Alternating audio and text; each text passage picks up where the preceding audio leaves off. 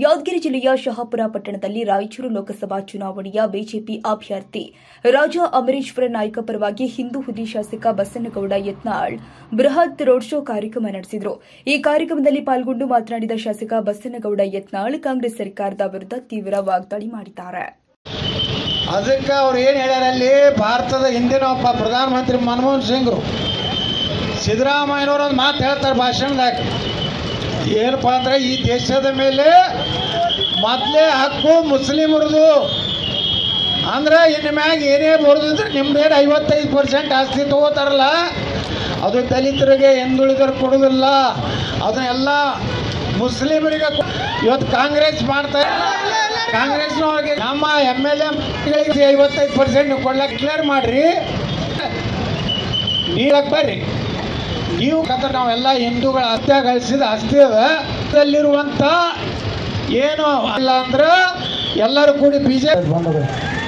ಎಲ್ಲ ಥರದ ಈ ದೇಶನಾಗ ಒಂದು ಆಸ್ತಿ ಅಟ್ರಾಸಿಟಿ ಏನಿದೆಯಲ್ಲ ರಕ್ಷಣೆಗಾಗಿ ನಾಳೆ ಕೇಳೋದು ಅದೇನಪ್ಪ, ನೀವು ಸ್ವಲ್ಪ ಕಣ್ಣಿದು ಕೇಸ್ ಹಾಕುವಂಥ ಒಂದು ಕಾನೂನು ಈ ದೇಶನೇ ಮಾಡಿದೀವಿ ಬಂಧುಗಳೇ. ಎಲ್ಲ ಜಾತಿ ನಾನು ಹಾಲು ಮತ ನಾ ಗಾಣಿಗ ಇದಿಲ್ಲ, ನಾಳೆ ಅವ್ರು ಹೊಡಿ ಅದಕ್ಕೆಲ್ಲ ಜಾತಿ ಅಲ್ಲ. ನೀವೆಲ್ಲ ನೋಡಿದ್ರೆ ಆ ಹುಡುಗಿನ ಯಾವುದದು ಅವ್ರಿಗೆ ಬಂದು ಅವ್ರ ತಾಯಿಗೆ ಫೋನ್ ಮಾಡವ, ನಮ್ದು ಪರೀಕ್ಷೆ ಮುಗಿದೈತಿ, ಮುಂದೊಂದು 20 ಫೂಟ್ನಾಗನೆ ಭಯಾಜ್ ಹೊಡೆದು ಆ ತಾಯಿ ಮುಂದೆ ತಗೋಂಥ ಕೆಲಸ ಮಾಡೋದು. ಒಳಗೆ ಮೊನ್ನೆ ನಮ್ಮ ದಲಿತ ಹುಡುಗ ಒಂದು ರೊಟ್ಟಿ ಬೆಳ್ಳಕ್ಕೆ ಹೋಗಿ ಭಯಾಜ ಸುಳಿ ಮಗ ಎಲ್ಲ ಭಯಾಜ ಬಸ್ ದೇಶನಾಗ ದೇಶದ್ರೋಹಿ ಕೆಲಸ ಮಾಡ ಮಲ್ಲಪ್ಪ ಕೆಲಸ ಮಾಡಕ್ಕೆ ಹೋಗೋದು ಪರಿಸ್ಥಿತಿ ಇದೆ. ಸುಳ್ಳು ಹತ್ತಿದ್ರು, ಇವತ್ತು ಮತಾಂತರ ಮಾಡ್ತಿದ್ರು, ಇವತ್ತು ಒಬ್ಬರು ತಡ ಇಲ್ಲ. ಶಾಪ ನೀವೆಲ್ಲ ವಿಚಾರ ಮಾಡಿ ಎಲ್ಲ ಧರ್ಮ ಉಳಿಬೇಕು ಬೇಡೋ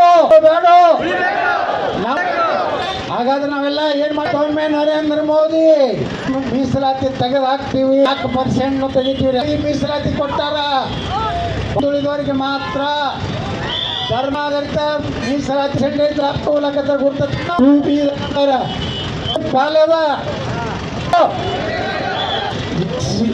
SC ಜನಾಂಗಕ್ಕೆ ಎಲ್ಲ 4 ಇದಕ್ಕೆಲ್ಲ ಒಟ್ಟಿಗೆ ಕಾಪೂರು ವಿಧಾನಸಭೆ ನೇತೃತ್ವದಲ್ಲಿ ಅಂತರದಿಂದ ಹೇಳಿದ್ರು ಏನೇನು ಕೆಲಸ ಮಾಡೀನಿ. ಇಂಥ ಒಬ್ಬ ಸೌಮ್ಯ ರಾಜಾ ಅಮರೇಶ್ ನಾಯ್ಕರು ಮನೇನ ಜೋಟ ಮಾಡ್ರಿ, ಸ್ಟಿಫನ್ ಆಡ್ಸುತ್ತಂದ್ರೆ ಸ್ಟಿಫನ್ ಕೊಡ್ತಾವ ಏನೋ ಕೊಡ್ತಪ್ಪ.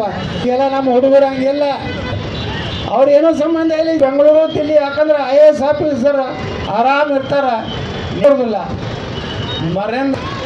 Raja Amaresh Naik Lok Sabha member shop road ಮಾಡೋದು ಗ್ಯಾರಂಟಿ.